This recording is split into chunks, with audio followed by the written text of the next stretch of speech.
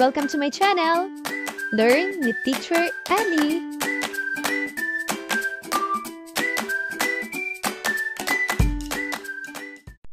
Grade 2, Revised K-12 Curriculum, Quarter 3, Filipino, Week 2, Day 1.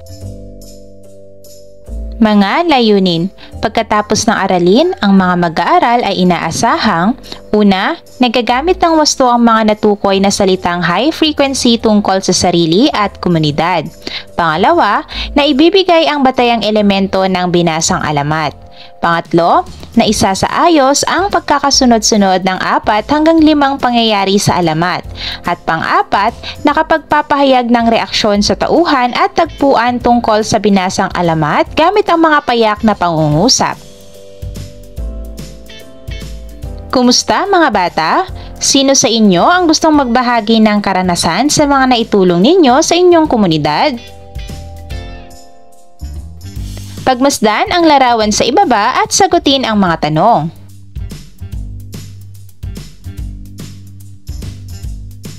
Ano ang ginagawa sa larawan? At anong katangian ang ipinapakita sa larawan?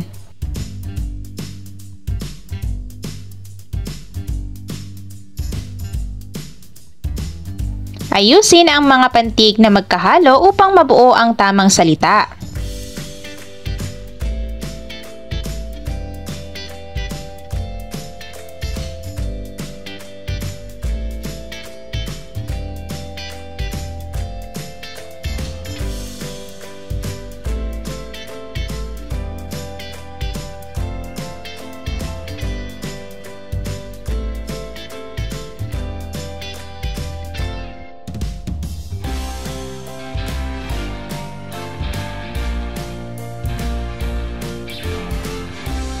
Pagmasdan muli ang larawan sa ibaba at sagutin ang mga tanong.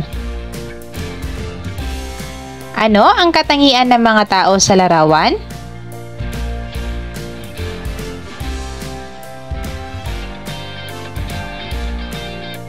Tandaan mga bata na ang bayanihan ay isang kaugalian ng pagtutulungan ng mga Pilipino sa kanilang pamayanan o komunidad. Pagtapatin ang salita sa kahulugan nito. Piliin ang titik ng tamang sagot.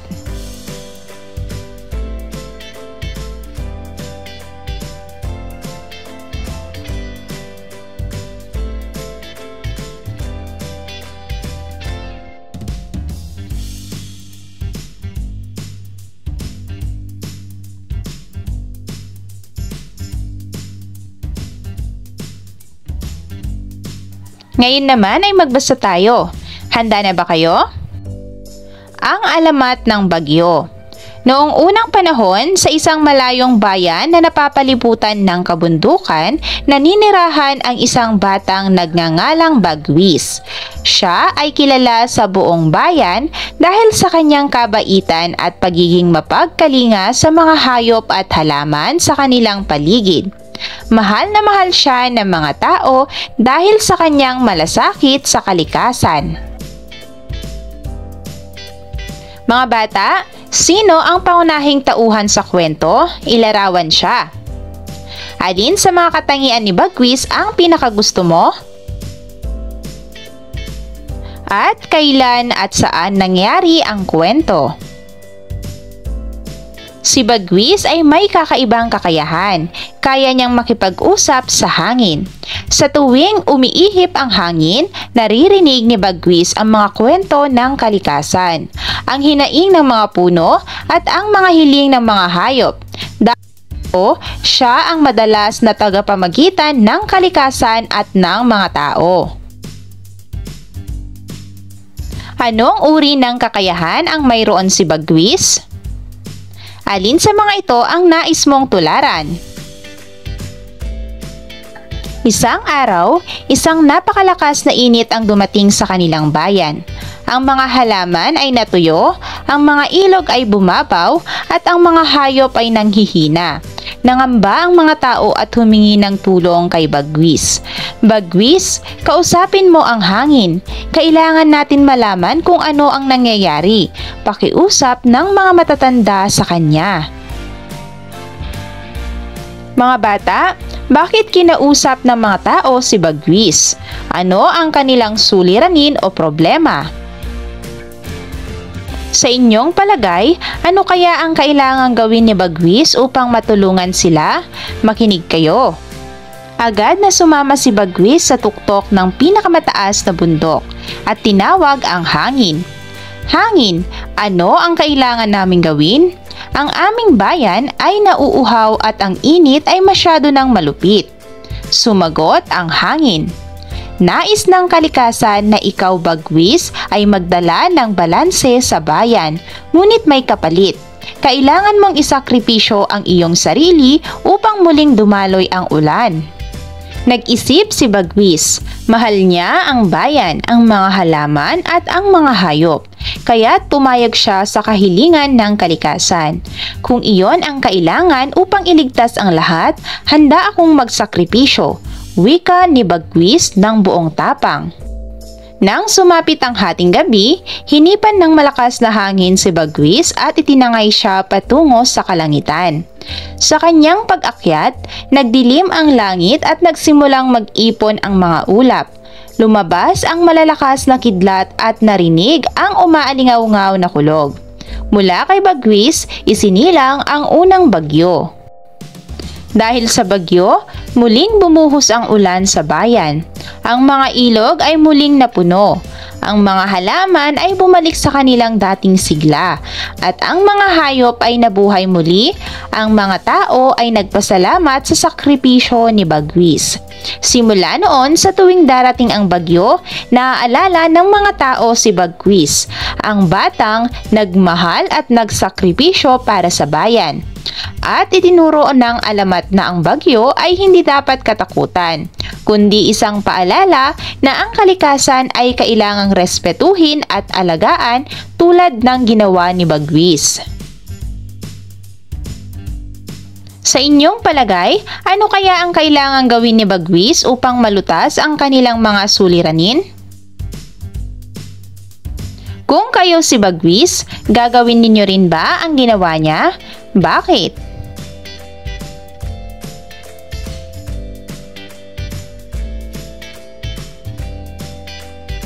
Pagmasdan ang 5 picture cards ng mahalagang pangyayari sa alamat. Isaayos ang larawan ng mga pangyayari ayon sa wastong pagkakasunod-sunod.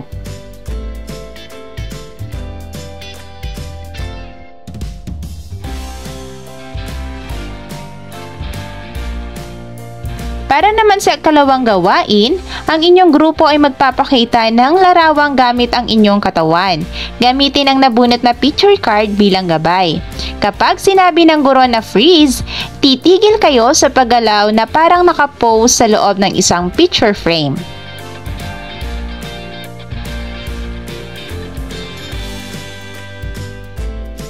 Talakayin ang elemento ng kwento, tagpuan at tauhan, at ang kasanayan sa pagkakasunod-sunod ng mahalagang pangyayari ng alamat. Tandaan mga bata na ang tauhan ay ang mga tao, hayop o maging bagay na may bahagi sa kwento. Ang tagpuan naman ay tumutukoy kung kailan at saan naganap ang kwento. Ang banghay naman ay ang mga pangyayaring naganap sa simula, gitna at wakas ng kwento. Ngayon ay magbigay ng reaksyon tungkol sa mga tauhan at tagpuan ng alamat. Sagutin ang mga tanong gamit ang mga payak na pangungusap.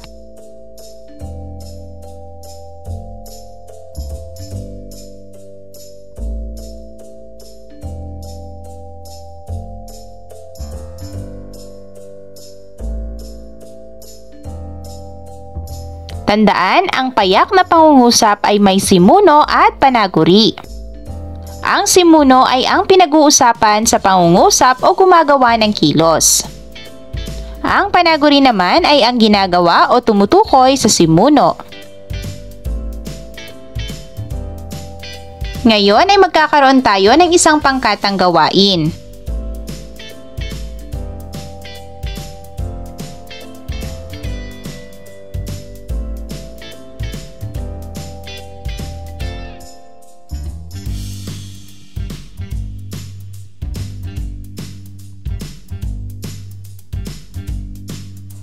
Sagutin ang mga tanong.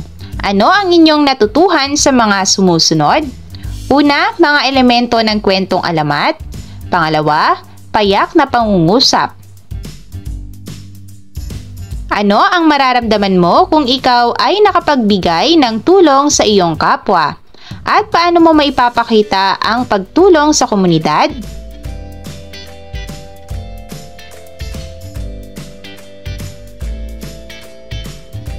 Kilalanin kung anong elemento ng kwento ang mga sumusunod: tauhan, tagpuan o banghay.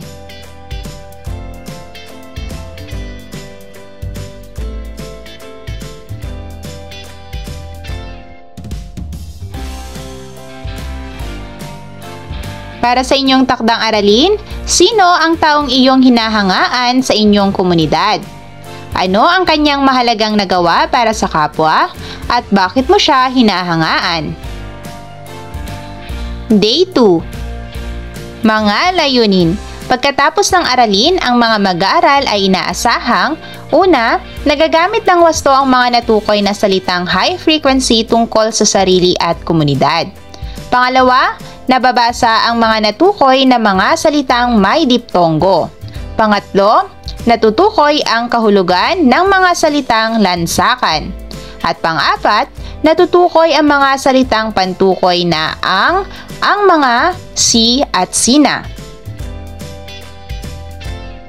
Pagmasdan ang mga larawan ng mga kahanga-hangang Pilipino na tinaguriang modernong bayani ng Pilipinas. Kilala nyo ba kung sino-sino sila? Manuel Manny Pacquiao.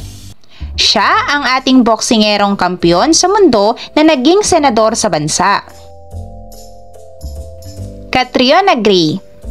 Siya ang ating Miss Universe 2018 na tanyag sa kanyang matalinong sagot at lava walk. Efren Peña-Florida. Siya ay isang guro na pinarangalan dahil sa kanyang kariton classroom na nagdala ng edukasyon sa mga bata na nakatira sa sementeryo at dump sites. Mga bata, bakit sila itinuturing na mga modernong bayani ng ating komunidad? Nais mo bang maging katulad nila? Bakit o bakit hindi?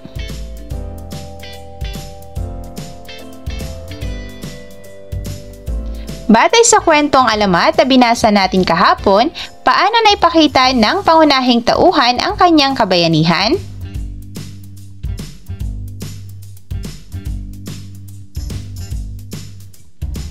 Pagmasdan ang bawat larawan at kilalanin ito at gamitin sa sariling pangungusap.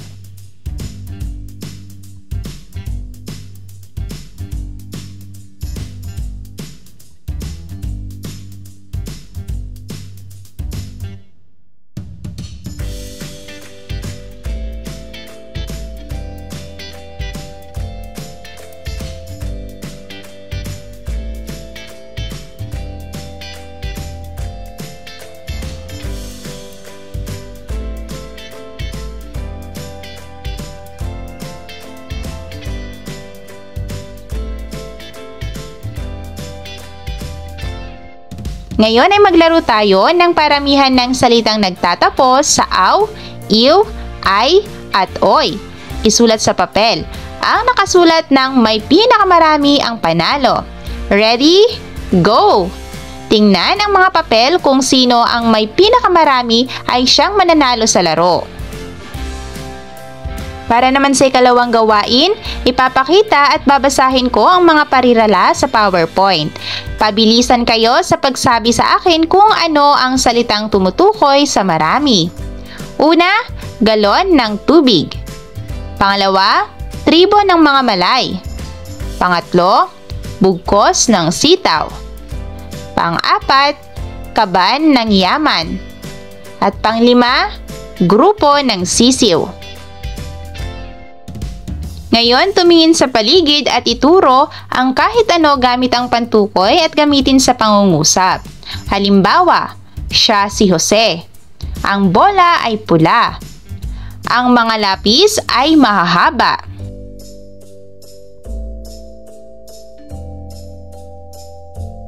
Basahin ang mga halimbawa ng mga pangungusap o detalye sa alamat. Si Bagwis ay may malasakit sa kanyang kapwa at kalikasan.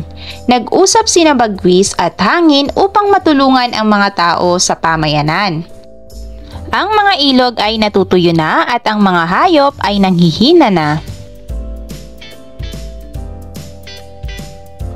Ano-ano ang mga salitang naka-bold letters? Sila ay tinatawag na pantukoy. Ito ay mga salitang ginagamit sa pagpapakilala ng mga pangalan sa pangungusap. Ang at si ay mga pantukoy na ginagamit kung ang tinutukoy na pangalan ay isahan.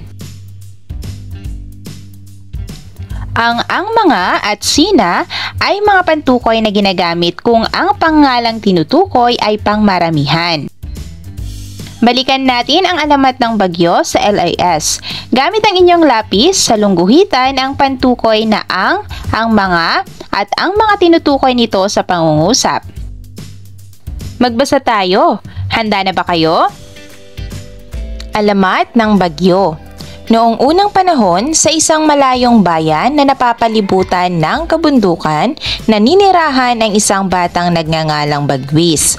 Siya ay kilala sa buong bayan dahil sa kanyang kabaitan at pagiging mapagkalinga sa mga hayop at halaman sa kanilang paligid. Mahal na mahal siya ng mga tao dahil sa kanyang malasakit sa kalikasan. Si Bagwis ay may kakaibang kakayahan. Kaya niyang makipag-usap sa hangin. Sa tuwing umiihip ang hangin, naririnig ni Bagwis ang mga kwento ng kalikasan, ang hinaing ng mga puno, at ang mga hiling ng mga hayop. Dahil dito, siya ang madalas na tagapamagitan ng kalikasan at ng mga tao. Isang araw, isang napakalakas na init ang dumating sa kanilang bayan. Ang mga halaman ay natuyo, ang mga ilog ay bumabaw, at ang mga hayop ay nanghihina. Nangamba ang mga tao at humingi ng tulong kay Bagwis. Bagwis, kausapin mo ang hangin. Kailangan nating malaman kung ano ang nangyayari. Pakiusap ng mga matatanda sa kanya. Agad na sumama si Bagwis sa tuktok ng pinakamataas na bundok at tinawag ang hangin. Hangin, ano ang kailangan naming gawin? Ang aming bayan ay nauuhaw at ang init ay masyado nang malupit. Sumagot ang hangin. Nais ng kalikasan na ikaw, Bagwis, ay magdala ng balanse sa bayan. Ngunit may kapalit. Kailangan mong isakripisyo ang iyong sarili upang muling dumaloy ang ulan. Nag-isip si Bagwis. Mahal niya ang bayan, ang mga halaman at ang mga hayop, kaya't pumayag siya sa kahilingan ng kalikasan. Kung iyon ang kailangan upang iligtas ang lahat, handa akong magsakripisyo, wika ni Bagwis ng buong tapang. Nang sumapit ang hating gabi, hinipan ng malakas na hangin si Bagwis at itinangay siya patungo sa kalangitan. Sa kanyang pag-akyat, nagdilim ang langit at nagsimulang mag-ipon ang ulap. Lumabas ang malalakas na kidlat at narinig ang umaalingaw-ngaw na kulog. Mula kay Bagwis, isinilang ang unang bagyo. Dahil sa bagyo, muling bumuhos ang ulan sa bayan. Ang mga ilog ay muling napuno. Ang mga halaman ay bumalik sa kanilang dating sigla at ang mga hayop ay nabuhay muli. Ang mga tao ay nagpasalamat sa sakripisyo ni Bagwis. Simula noon, sa tuwing darating ang bagyo, naaalala ng mga tao si Bagwis, ang batang nagmahal at nagsakripisyo para sa bayan. At itinuro ng alamat na ang bagyo ay hindi dapat katakutan, kundi isang paalala na ang kalikasan ay kailangang respetuhin at alagaan, tulad ng ginawa ni Bagwis.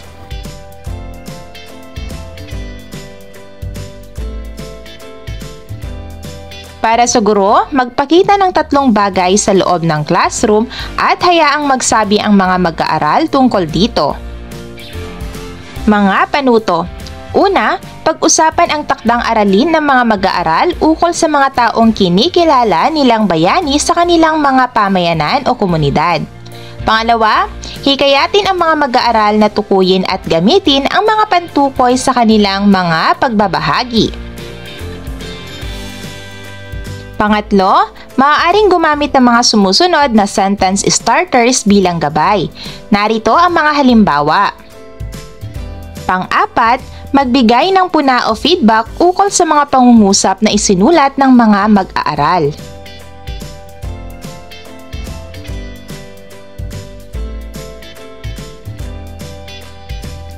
Mga bata, pagmasdan ang mga larawan sa ibaba at tukuyin kung ano ito. Ito ay hukbo o grupo ng mga sundalo. Sila ay kabilang sa ating mga katulong sa pamayanan na nagpapanatili ng kaligtasan. Sila rin ay mga bayani na handang isakripisyo ang kanilang buhay para sa bayan. Ito ay isang halimbawa ng pangalan lansakan. Ito ay mga salitang tumutukoy sa dami o bilang na pinagsama-sama ngunit ang bilang ay walang katiyakan. Narito ang mga halimbawa.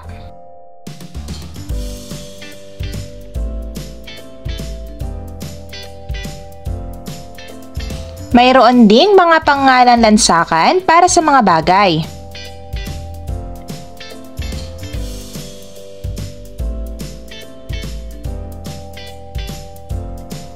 Basahin ang chart ng mga salitang may diptongo sa bawat pangkat.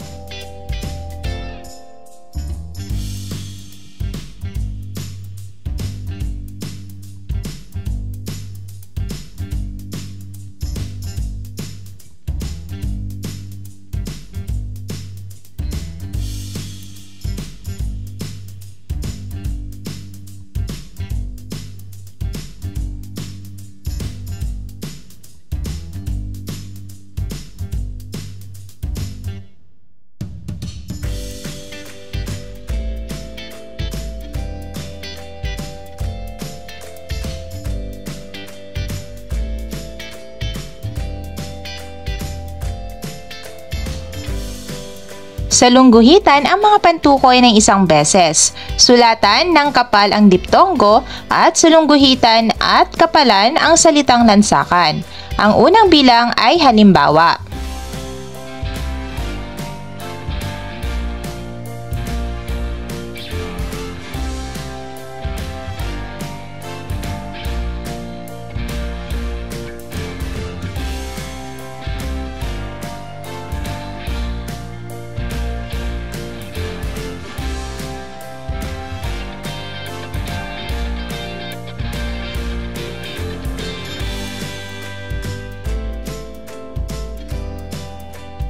Mga bata, ano ang inyong natutuhan sa mga sumusunod?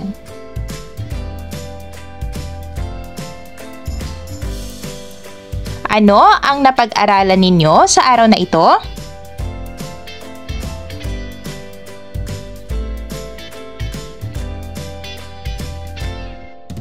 Isulat ang angkop na pantukoy na ang mga, sina upang mabuo ang mga sumusunod na pangungusap.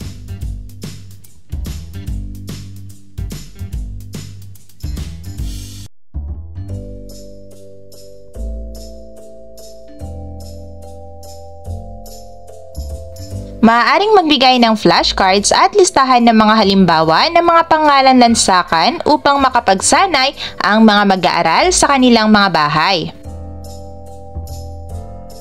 Day 3. Mga layunin. Pagkatapos ng aralin, ang mga mag-aaral ay inaasahang: una, nagagamit ng wasto ang mga natukoy na salitang high frequency tungkol sa sarili at komunidad. Pangalawa, natutukoy ang damdamin ng tauhan sa mga pangyayari sa binasang alamat. Pangatlo, nakapagpapahayag ng reaksyon sa tauhan at tagpuan tungkol sa binasang alamat gamit ang mga payak na pangungusap. Pagmasdan ang mga larawan sa ibaba at sagutin ang mga tanong.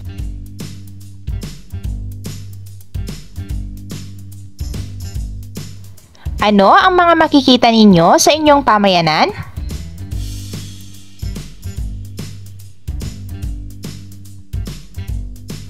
Napag-aralan natin ang mga elemento ng kwento. Graphic organizer, punan ng kulang na pantig upang mabuo ang tamang salita. Ano ang mga damdamin ng mga tauhan sa kwento? Ano ang masasabi ninyo sa tagpuan sa kwento?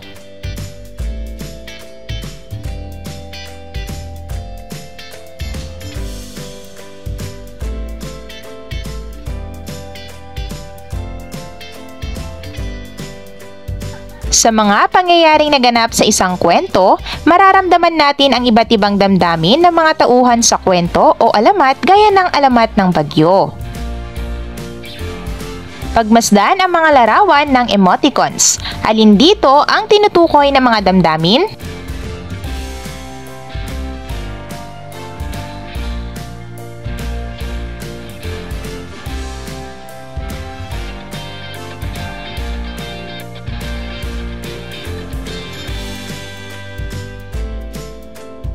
Basahin ang mga sumusunod na pangungusap at sagutin ang mga tanong.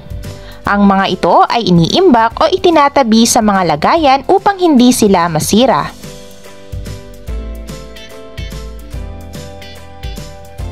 Ginagawa ito maging ng mga katutubo tulad ng mga ifugaw sa kanilang mga pamayanan. Ano kaya ang mararamdaman mo kapag nakagat ka ng mga langgam? Sa pagluluto ni nanay, ano kaya ang inihahalo niya upang maging masarap ang luto niya?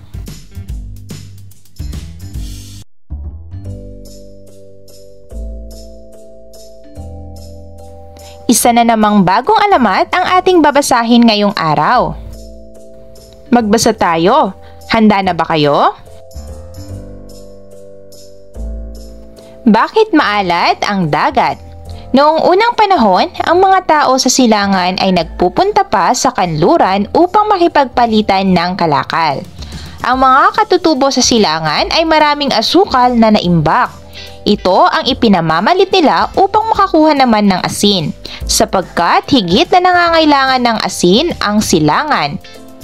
Ang mga katutubo na ang nagpupunta sa kabilang ibayo ng dagat. Ang problemang pagpunta sa kabilang dagat ay iniinda ng mga katutubo. May nakapagpayong dapat magpatulong na sila kay ang ngalo upang mabawasan ang kanilang kapaguran. Mga bata, ano ang problema o suliranin ng mga tauhan sa kwento? Ano ang naisip nilang solusyon para dito? Isang higante si Angalo. Nakikita ang mga binti niya kapag nahiga at inilatag ang buong katawan sa karagatan. Kapag tumayo naman ay tuhod lang niya ang pinakamatirik na bundok na lapitan niya. Pero kahit isang dambuhalang higante, mabait at matulungin siya. Sino ang mga tauhan sa alamat? Ilarawan si Angalo. Napapayag ng mga tao na ilatag ni Angalo ang mga binti sa karagatan. Nanulay sa mga binti ng higante ang mga katutubo upang ihatid ang sako-sakong asukal bilang pamalit ng sako-sako ring asin na kinakailangan. O hayan, tumulay na kayo. Sisikapin kong hindi igalaw ang mga binti ko nang makatulay kayong paroon at parito. Sa inyong palagay, ano kaya ang susunod na mangyayari? Ano kaya ang magiging epekto ng pagkabubod ng asukal sa binti ng higanteng si Angalo? Karga sa likod ang mga sako ng asukal. Isa-isang tinalunton ng mga katutubo ang mga binti ni Angalo. Maingat na maingat sila. Takot silang madulas at malunod sa gitna ng dagat. Matagal-tagal din ang paglalakbay nila. Naibaba nila ang asukal sa ibayong dagat pero hindi na malayan ng lahat na may ilang sakong nabutas kaya nabudburan ng asukal ang ilang bahagi ng binti ng higante. Totoo ang kasabihang kung saan naroon ang asukal, tiyak na patungo doon ang langgam. Sa pagbalik ng mga katutubo ay masasaya na nilang daladala ang inangkat na mga sako ng asin. Kahit pawisan ay natutuwa sila sapagkat makababalik ang bawat isa, dala-dala ang produktong labis na kinakailangan sa kabuhayan. Hindi napansin ng lahat na sa pag-akyat nila sa binti ni Angalo ay kasabay nila ang mapupulang langgam na nakaamoy ng Matamis na asukal. Kung maraming katutubo ang nanunulay na pasan-pasan ang mga asin, ay marami ring langgam ang gumagapang at handang kumagat sa sinumang mabalingan. Bakit sumigaw si Angalo? Ano ba ang kanyang nararamdaman? Sapagkat lubos na sensitibo ang balat ng higanteng maramdamin, napasigaw ito na ikinagimbal ng mga tao. Mamay, mga langgam na kumakagat sa binti ko, magkapit-kapit kayo. Nang hindi na matiis ang pangangagat ng mga langgam sa binting may katamisan, ay iginalaw ni Angalo ang mga paa na ikinahulog ng libo-libong katutubo kasama ng libo-libo ring sako ng asin. Bagamat nailigtas ni Angalo ang mga katutubo, ay lumubog lahat ng asin sa ilalim ng karagatan. Iyan ang dahilan kaya umalat na ang dagat magmula noon. Ito ang alamat na pinagmulan ng kaalatan ng karagatan. Bakit kaya naging alamat ang kwentong binasa? Sino ang mga tauhan sa alamat? Ano ang mga damdamin na nararamdaman ng mga tauhan sa alamat sa bawat bahagi ng kwento? Sang-ayon ka ba sa reaksyon ng pangunahing tauhan sa kwento ng kinagat ng langgam?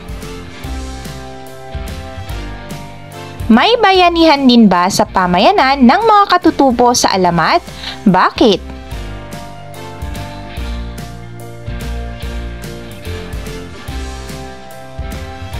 Ngayon, sagutin ang mga tanong.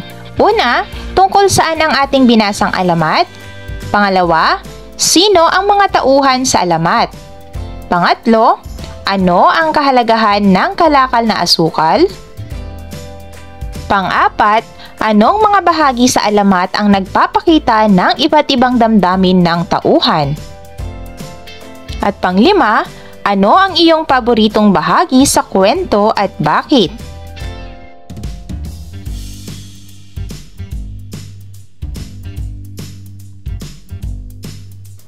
Ipakita sa mukha ninyo ang sumusunod na damdamin.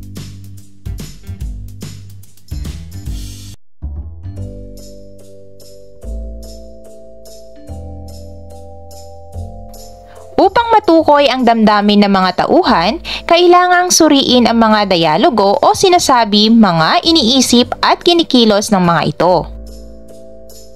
Magbigay ng halimbawa ng mga sitwasyon kung saan ito ay naipapakita o nararanasan.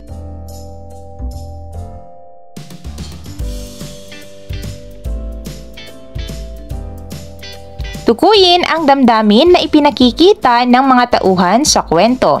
Ilagay ang tamang emoticon sa hanay na damdamin.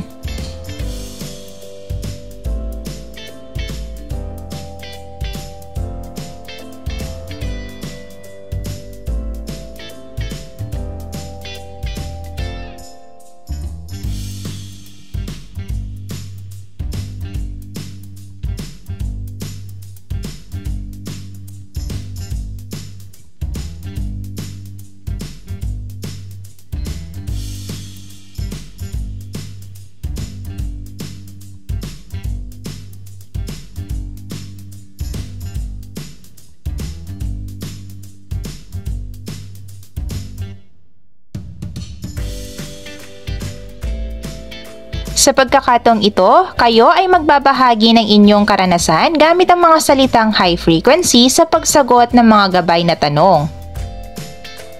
Una, ano ang inyong naging mga karanasan? Pangalawa, ano ang iyong naging damdamin sa mga karanasang ito? Pangatlo, ano ang mahalagang aral na natutunan mo sa iyong karanasan?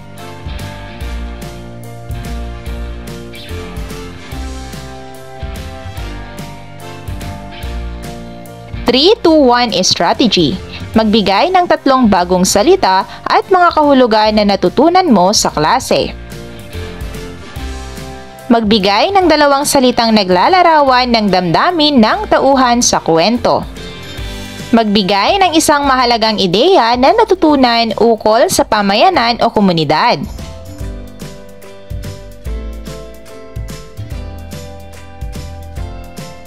Basahin ng mabuti sa mga sumusunod na pangungusap sa ibaba.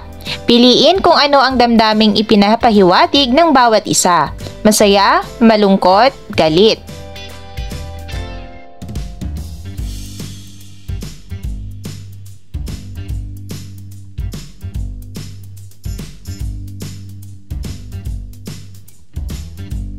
Para naman sa inyong takdang aralin, sumulat ng 5 salita na may cluster.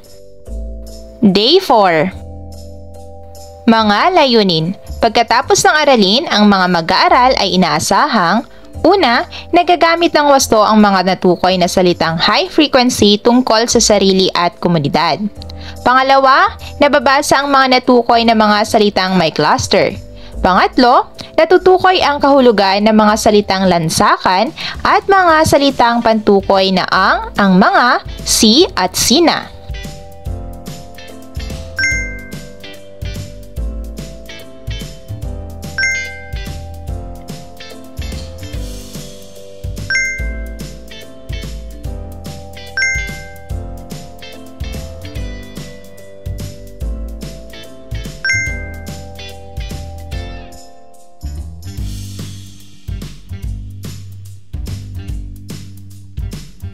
Para sa guro, bibigyan kayo ng flaglets na may nakasulat na cluster, lansakan, at pantukoy.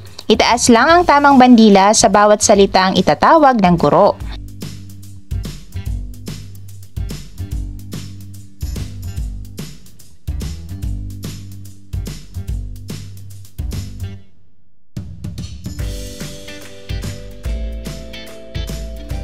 Ngayon ay magbasa tayo. Handa na ba kayo? Bakit maalat ang dagat? Noong unang panahon, ang mga tao sa silangan ay nagpupunta pa sa kanluran upang makipagpalitan ng kalakal. Ang mga katutubo sa silangan ay maraming asukal na naimbak. Ito ang ipinamamalit nila upang makakuha naman ng asin, sapagkat higit na nangangailangan ng asin ang silangan. Ang mga katutubo na ang nagpupunta sa kabilang ibayo ng dagat. Ang problemang pagpunta sa kabilang dagat ay iniinda ng mga katutubo. May nakapagpayong dapat magpatulong na sila kay Angalo upang mabawasan ang kanilang kapaguran. Isang higante si Angalo.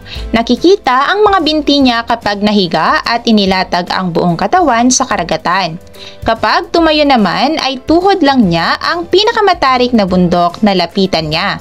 Pero kahit isang dambuhalang higante, mabait at matulungin siya. Napapayag ng mga tao na ilatag ni Angalo ang mga binti sa karagatan. Nanulay sa mga binti ng higante ang mga katutubo upang ihatid ang sako-sakong asukal bilang pamalit ng sako-sako ring asin na kinakailangan. O hayan, tumulay na kayo. Sisikapin kong hindi igalaw ang mga binti ko nang makatulay kayong paroon at parito. Karga sa likod ang mga sako ng asukal. Isa-isang tinalunton ng mga katutubo ang mga binti ni Angalo. Maingat na maingat sila. Takot silang madulas at malunod sa gitna ng dagat. Matagal-tagal din ang paglalakbay nila. Naibaba nila ang asukal sa ibayong dagat pero hindi namalayan ng lahat na may ilang sakong nabutas kaya nabudburan ng asukal ang ilang bahagi ng binti ng higante. Totoo ang kasabihang kung saan naroon ang asukal, tiyak na patungo doon ang langgam. Sa pagbalik ng mga katutubo ay masasaya na nilang daladala ang inangkat na mga sako ng asin.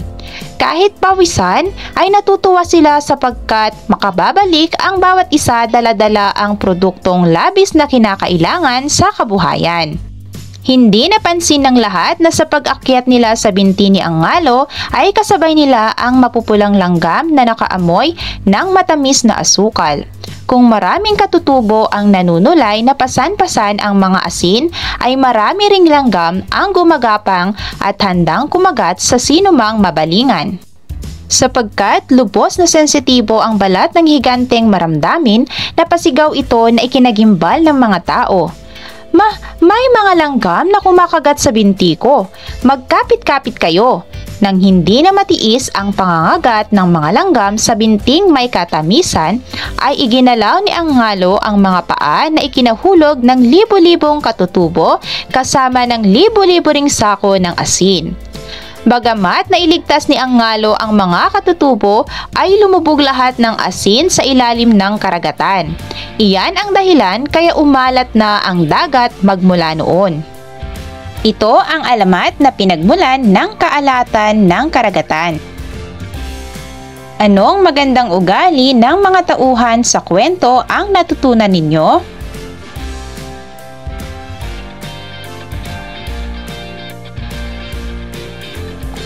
Basahin ang mga sumusunod na pangungusap mula sa kwento.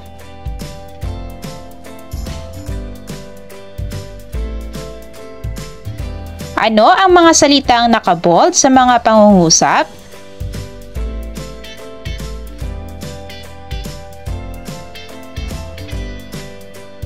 Ngayon naman ay sagutin ang mga tanong.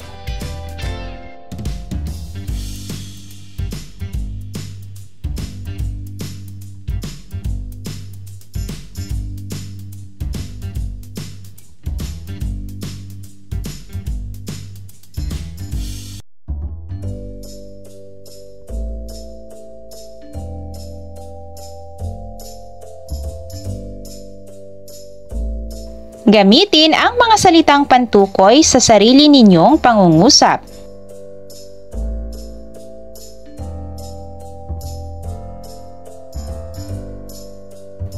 Kunwari, ako ay may tindahan at may bibili. Kung kayo ay may bibilhin, ano ang bibilhin mo sa mga paninda?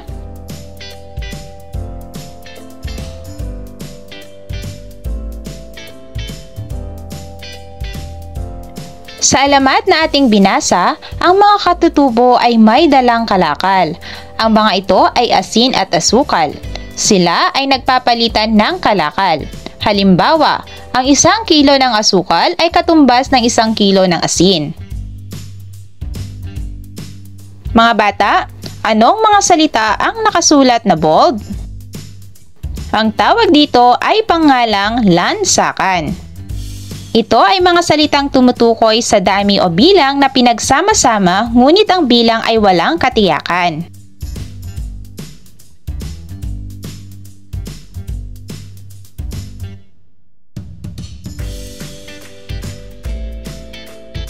Ano ang ibig sabihin ng mga lansakan sa mga parirala?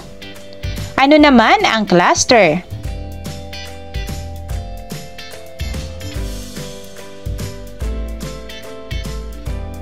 Magsagawa ng maikling balik-aral ukol sa mga salitang may kambal katinig o cluster.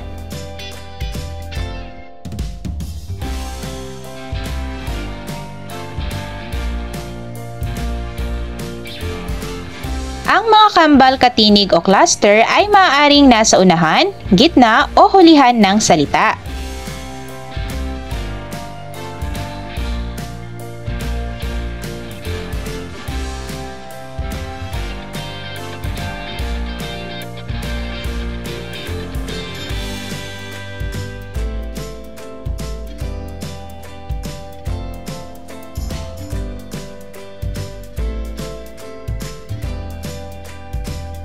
Ngayon, huhulaan ninyo ang mga salitang tinutukoy sa larawan na nabunot ng kasama sa pangkat.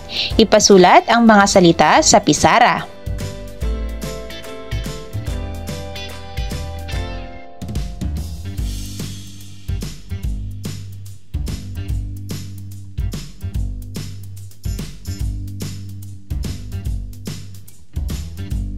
Mga bata, ano ang mga salitang may kambal katinig o pinagsamang katinig na bumubuo ng isang tunog sa iisang pantig? Ano ito?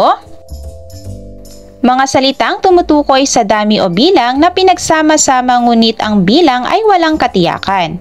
Ano ito?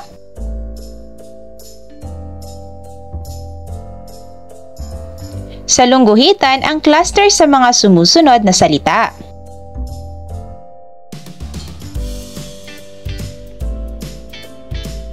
Para sa guro, maaaring magbigay ng flashcards at listahan ng mga halimbawa ng mga pangalan lansakan at mga salitang may kambal katinig o cluster upang makapagsanay ang mga mag-aaral sa kanilang mga bahay. Day 5. Mga layunin. Pagkatapos ng aralin, ang mga mag-aaral ay inaasahang: una, nasasagot ang mga tanong sa pagsusulit na may pag-unawa. Pangalawa, na ipapakita ang katapatan sa pagsagot ng mga tanong sa pagsusulit. Pangatlo, na ibibigay ang tamang sagot sa bawat tanong sa pagsusulit. Ikatlong markahan, unang lagumang pagsusulit sa Filipino, Grade 2. Mahusay mga bata! End of Week 2. Thank you for watching! Also, don't forget to like, share, subscribe, and click the notification bell for you to be updated on our latest videos. See you on our next lesson. Goodbye!